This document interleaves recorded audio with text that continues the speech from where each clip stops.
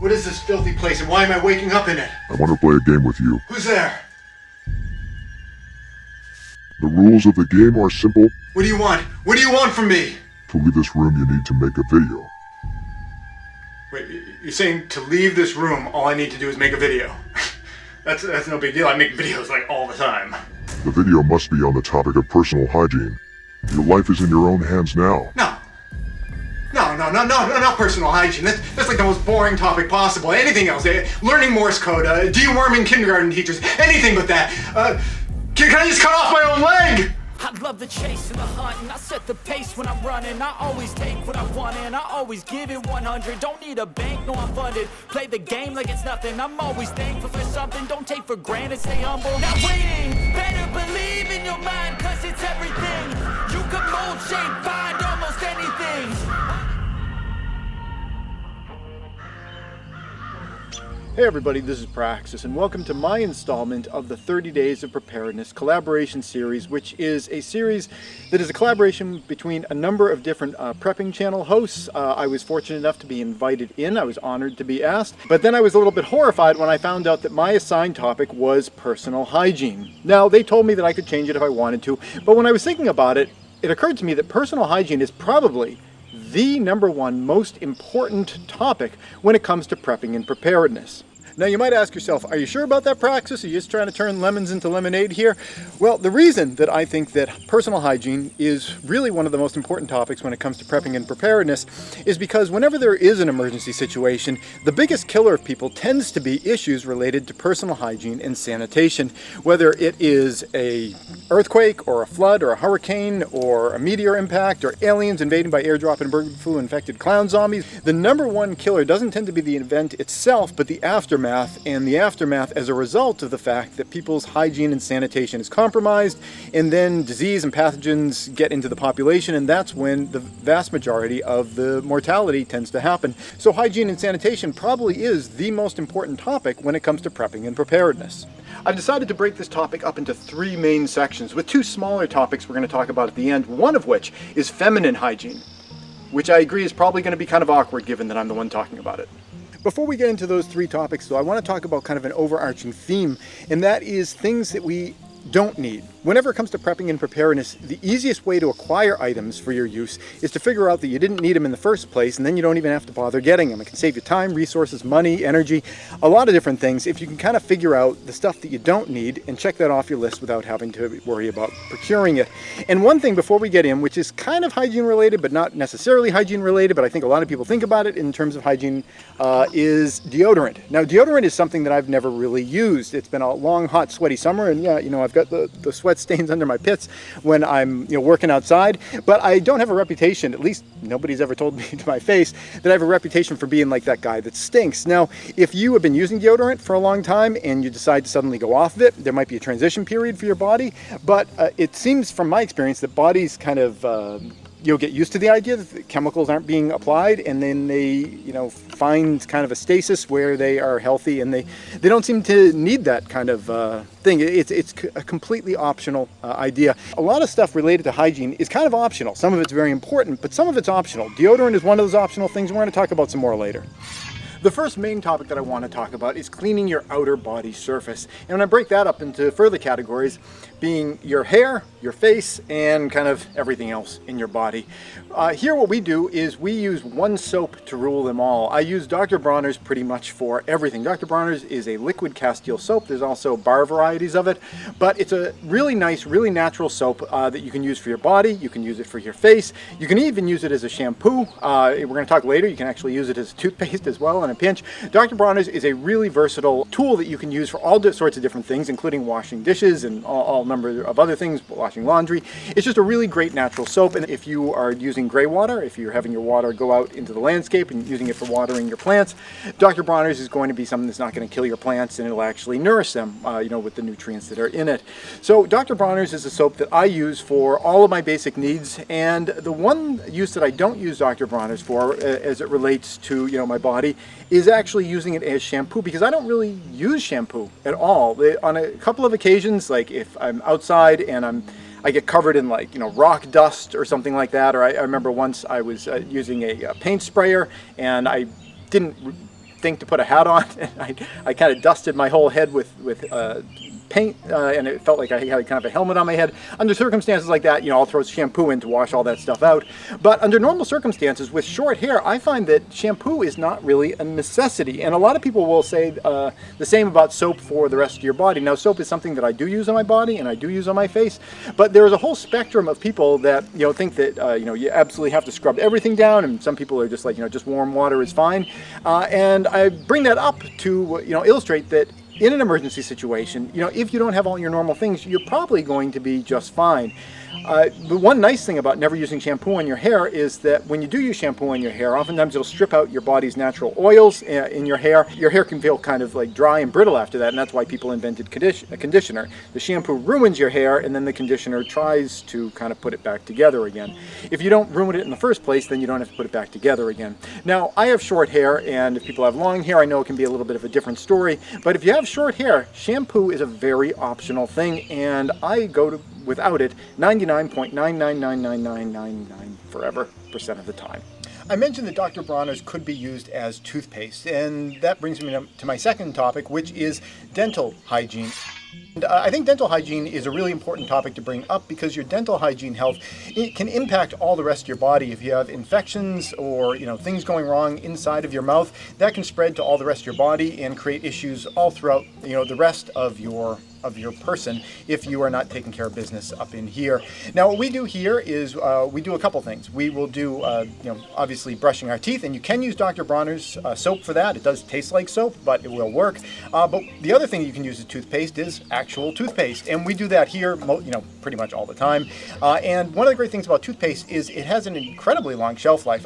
I use toothpaste routinely that's like a decade old out of our pantry, and it never seems like it goes bad or anything. It does its abrasive job to break things up. So we will use toothpaste, we'll use dental floss on a regular basis, like every day, and we also use water picks. And I love using a water pick before I start because it kind of knocks things out of my mouth. I don't like the idea of maybe having something between one of my teeth and then I go to floss it, and maybe I even jam it deeper up into the gum line with the floss. So I like using the water pick to kind of pre-clean everything and then brush my teeth, and then I do use the floss while there's still maybe some toothpaste residue in my mouth. I figure it makes the floss all that much more abrasive. And the system seems to work because we haven't had cavities here in like forever since we've been doing this system. And again, dental health is super important to your overall health. So it's an important aspect to your overall hygiene. And for that reason, if you're in a situation where you felt that you couldn't get to a dentist for an extended period of time, there's an extra layer that you can add to this, and that is using dental picks. These are something that you can buy yourself. I'll put a link down in the description to the one that I use. Now, these are something that you have to be a little bit cautious with because you can do damage to your teeth if you are too aggressive with it and if you don't know what you're doing. But if we're ever in a situation where you felt like you just couldn't get to a dentist for whatever reason, maybe the aliens have airdropped the bird flu infected clown zombies and it's impossible to walk through the streets of the city, for whatever reason, if you might not be able to get to the dentist, being able to do kind of a deep clean on your teeth is an important thing to be able to do. Now, the picks that I use are something that I use to clean out kind of the lingual side of the front bottom teeth in my mouth and everywhere else. You need to be very gentle as you're going in there because, again, you can do damage to your teeth by using these things. But if you're gentle with it and you use them just to pull up some of the plaque and the mush that your dental floss and your toothbrush isn't getting up, they can be a really great extra way of extending the distance between your dentist visits if you absolutely have to. The last topic that I want to discuss as it relates to hygiene is internal hygiene. Now, if you think about external hygiene where you're trying to get things off your skin, you want to get dead skin and oils and things like that off your skin so you don't have parasitic organisms getting onto you and starting to worm their way in and make a living off of the outside of your body. In the same way that you don't want to be eaten from the outside in, you also don't want to be eaten from the inside out. Now, internal personal hygiene has become, oddly enough, an extremely political topic at the moment, which is just, it's insane to me, the idea that it's a political topic that touches on people's personal political ideology as to whether or not you want to have parasitic organisms like leeching off you on the inside of your body. It's like one camp says it's like terrible, who would want to have the parasites eating us from the inside out? The other camp is like, but we want our freedom to have them eat us from the inside out. And I agree, you should have your freedom for them to eat you from the inside out if you so choose to do that. But honestly, what kind of sane person would ever want that? So I think it's really important to have a healthy sense of internal hygiene. And boy, have we had a lot of practice over the past couple of years with the coronavirus pandemic. What we did from the very beginning is something that we pretty much have done the entire time, going through, and it has yielded us a 100% success rate so far. And I think that's pretty good. It's hard to beat 100% success rate. So if you're interested in what we've done to have absolutely zero anything, no COVID, no colds, no flus, no sniffles, no runny noses, no nothing for any of the cold and flu seasons for any of the past 4 years. We're going into our 5th year right now. This is what we've been doing. The first thing that we do is just try to not hang out around people who are sick. It seems kind of obvious at this point, but if you think about the pre-COVID world, it was just like a normal thing. You went and you hung out next to your sick coworkers, and they're like, "I'm sorry, I can't breathe," and you feel bad for them, but you would still work with them, and then you'd get sick, and then you'd pass it on to other people. So the first thing that we have done is just try to not hang out in spaces where we know there's probably likely to be ill people, and that's the big one. Just cutting down on the number of times we have that exposure. If you normally would go out 7 days a week and you just go out 1 day a week, you have cut your chances down to 1/7 of what they were prior if you were going out 7 times a week. So that's a big one. It's just kind of reducing your exposure. And if you're going to be, in an area, try to keep your distance if there's somebody coughing. Just kind of rational stuff. Again, this highly politically charged topics. That's the first thing that we do. The second thing, which is really the politically charged topic, is masking. We did use N95 masks for the pandemic, and I know that there have been studies for and against, but my honest sense of the studies is that the studies that show that masks don't work accurately depict the fact that the general public doesn't know how to use masks. You know what it was like when you went out. There were people with like gaps up around the top. People had these crappy masks. Even people with good masks, when they go to take it off, they touch the outside of it, then they're like fucking picking their nose and everything like that. The general public did not know how to use them, but they are a tool, and if you can figure out how to properly use them, you can get a lot of benefit out of it. I kind of liken it to the idea of bulletproof vests. If there was like a scourge of shootings and everybody was getting shot, going outside their house, kind of like what the way the media depicts the world, but if it was actually that way, and the government said, everybody should wear bulletproof vests when you go out to protect yourself, but they ran out of bulletproof vests, so the government says, you know what, you can just make your own bulletproof vest, just kind of put some layers of newspaper on there, you'll be good to go, kind of like the way they told you just make your own little like cloth masks. And then nobody uses the bulletproof vests properly, so they take their like newspaper bulletproof vests, and some people are like kind of putting them like on their hip over here. It's like nobody's covering their torso. People are like wearing them in like kind of a fashion sense, and it's just kind of like a crazy hodgepodge of nobody really knowing what to do with really bad gear, and you're shocked by the results that the stuff didn't work at the end.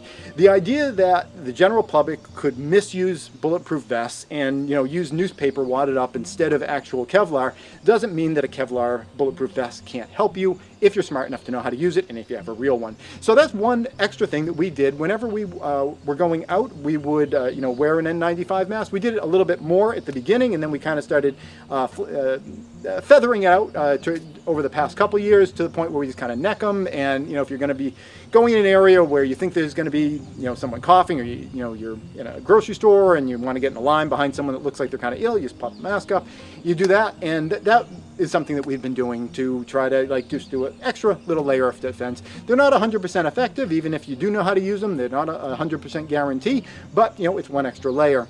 Other things that we've done is just being sanitary with our hands. Whenever you go out in public, you touch doorknobs, and what's on doorknobs?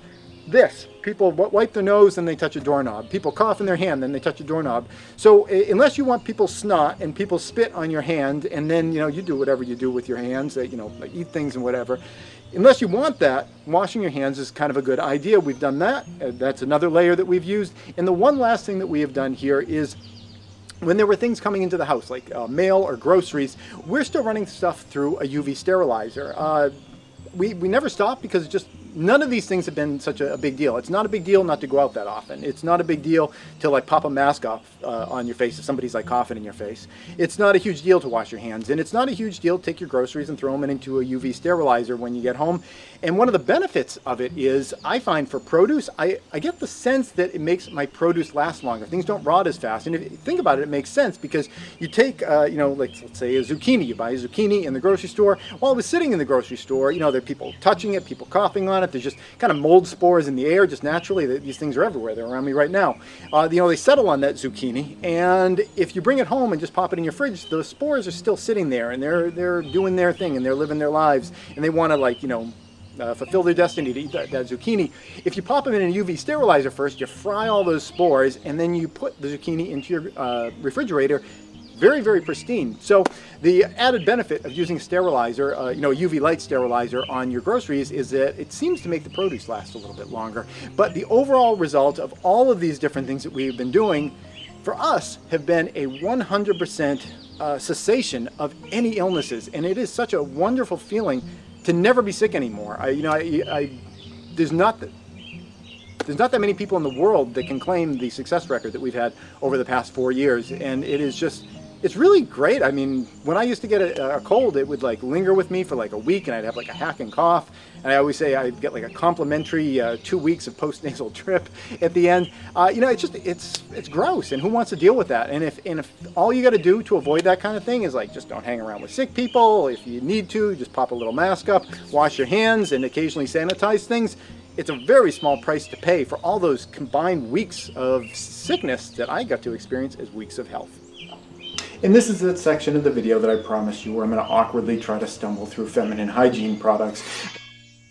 But Amber has offered to help me a little bit, since I clearly have no personal experience with any of this stuff. But I will say that the reason that we got into this was because, you know, during things like COVID, where there were supply chain issues, where there were it was just kind of difficult for people to get things. Like toilet paper was like the big one, and you know, with toilet paper we ended up getting a bidet, you know, later on, so that we didn't even need toilet paper, and that's a whole other thing that we could get into. In fact, if you're interested in a video about a bidet, I would highly recommend one. We made one right up here. That is just, it's an upgrade of your entire life. It's not just about saving toilet paper. But one way that you can save you know, money and you know, the stress if you can't get these things, like tampons and maxi pads, are the two things that Amber is going to demonstrate here. What do you do for instead of tampons? Instead of tampons, I have a reusable menstrual cup that you know, after it fills up, I can just empty it out, rinse it out, and then I can reuse it as many times as I need. Yeah, and this is something that was recommended to her by some mother friends of mine that, you know, we get together with, you know, our kids, and, you know, they've been using that, so I guess it's kind of a common thing, and it worked fine for you, or? Yeah.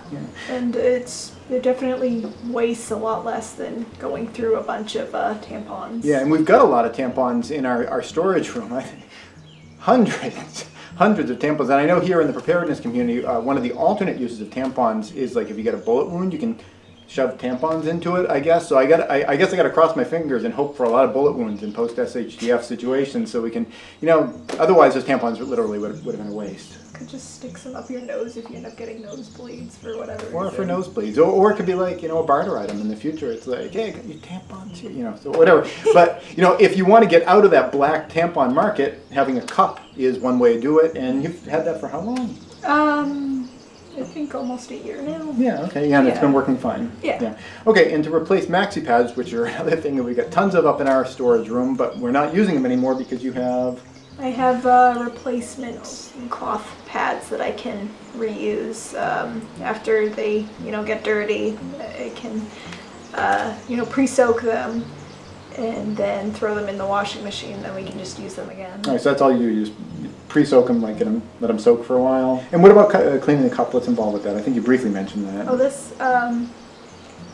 this one, while I'm on my period, I just need to rinse it out in the sink once it gets full, and then I can use it again. And then at the end of my period, I'll do like a more thorough cleaning and then put this away where it's not going to accumulate dust or something, so I don't necessarily want to put that in me. All right, cool.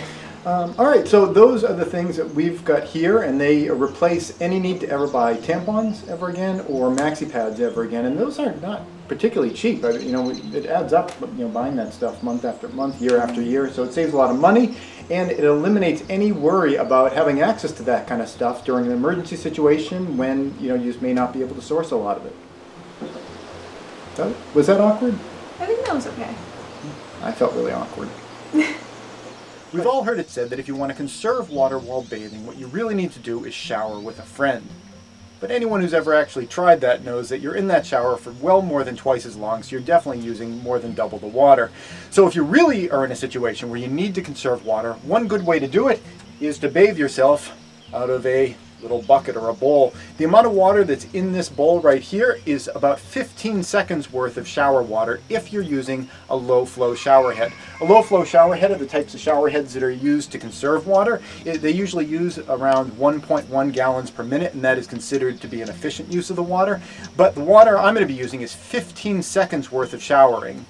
Now, I don't know if you've ever taken a shower before. I imagine you probably have. I think you can imagine how difficult it would be to clean off your entire body in just 15 seconds. But we're going to do it with this 15 seconds worth of shower water. And as you're going to see, we're going to have a whole lot of water left over. Now, what I've done ahead of starting this video is that I preheated this water. That's a good idea for two reasons. One, it makes it more pleasant. And the other thing is if you have warm water, it's going to, you know, just be better at dissolving oils off of your skin. So the way that you do this is after you've warmed up the water, you want to position yourself, I guess, either outside like I am or in a bathtub, you know, because we're going to be dripping quite a bit. And we're going to want to start from the top and then kind of move our way down. I've got a cloth right here, and I'm just going to pre-wet the cloth and just start right with my hair. And as I'm washing my hair, all the water that's dripping off of my hair is kind of pre-moistening the rest of my body, and that is, you know, it's kind of a way of pre-softening up any dirt or whatever that is on your body ahead of time. Now, when we're done wiping down, what we want to do with the excess water on here, which also includes dirt and dead skin cells, is squeeze that off outside of our pot. So we keep the pot nice and clean and pristine. And we're going to go and get another cloth full right there. And I'm going to start right back in on my head because I'm not done washing my hair yet. Right, now that I've washed my upper body, the next step is obviously my lower body. Now, a lot of times people will say you want to skip over your butt, do the rest of your body, and then you do your butt last. But I recommend against that. And the reason for that is that if you go down your body, skipping your butt, what you're going to do is get down to your feet, wash your feet, and then you're going to take your cloth, and although you're going to squeeze your cloth out and then put some fresh water on it before you go for your butt area, you know, there might be some residue from your feet on there. And what's the problem with that? Well, the problem with that is that oftentimes people's feet will have things like athlete's foot in there because your feet are stuck in shoes, and you don't want to be introducing something like athlete's foot into your crotch and groin and butt area because it would just thrive in there, and that's what people call jock itch, when you get the same kind of fungal infection, you know, down around your crotch area. So what I suggest is that you should do your entire body with the exception of your feet, and then pop back up, you know, do your butt area and, you know, your groin first, then your butt, and then finally at the very end do your feet very last, because I think it'd be a mistake to introduce anything that's on your feet, maybe from walking around on the ground. If you're in a flooding situation, there could be chemicals and, you know, whatever other types of biological contamination on your feet. You definitely don't want to be taking whatever's on your feet and introducing it up around your crotch and your butt area. Start at the top, go down. Before you do your feet, make sure you do your crotch and your butt, then end up with your feet. And I just want to show you guys how much water is left here. Practically all of it. I'm not sure how many seconds of water I use, less than 5 seconds worth of shower water to get myself really quite clean. And if I wanted to, like, you know, go over myself like a whole extra time to make myself feel even extra clean, you know, I still would be well below even 15 seconds of shower water. And that's all there is to personal hygiene during off-grid and emergency situations. So stock up on some soap, stock up on some toothpaste. I'll put links down in the description below to some of the things that I use. But whatever you do, try to practice some of these skills ahead of time, because the worst thing you can be doing during an emergency situation is exposing yourself to a bunch of practices you've never done before. You practice some of these things ahead of time. If you're dealing with an emergency, it's one less thing to add to your learning curve for having to go through that otherwise really traumatic period. And that's it. I hope you found this video helpful, and if you'd like to watch the next video in the 30 Days of Preparedness video collaboration series, popping up on the screen right now is the channel that is going to be hosting the video for tomorrow. Thanks for watching. Hey YouTube preppers, while you're waiting for tomorrow's video to pop up, here's another video that I think you might enjoy. And I also want to make sure that I thank all the Patreon supporters who helped to make this channel possible. Thank you very much. It's not for YouTube that I keep coming back, it's for you guys and all your support.